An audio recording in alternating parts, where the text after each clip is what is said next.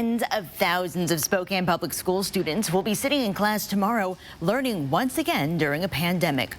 Students and staff will enter their third pandemic school year. Well, like families, teachers have had to adapt with COVID. This year's no different.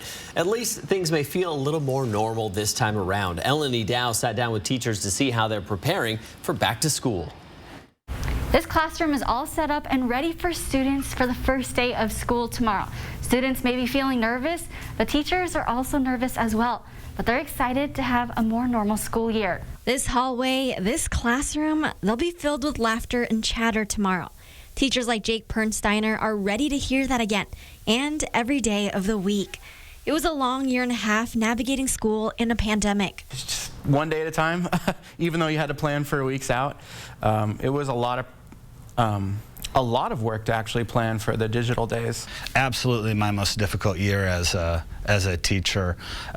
It was difficult in the sense of just trying to support students and families, but also support fellow teachers, and they support me. So it was definitely my most difficult year. Juggling between two different groups and online learning was not easy for teachers last year. I spent more time prepping for that than I do for in-person. Pernsteiner is glad he won't have to do that this year. His 5th grade classroom is ready for the first day.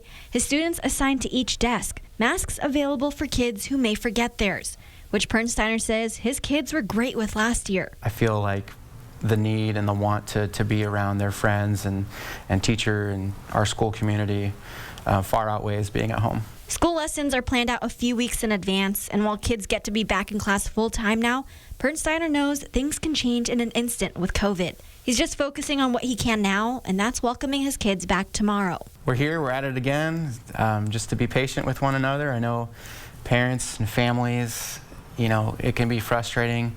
Our stamina is wearing thin, but I try to keep in mind that everyone wants what's best for their kids, so that's the bottom line. In Spokane, Elenee, 4 News Now.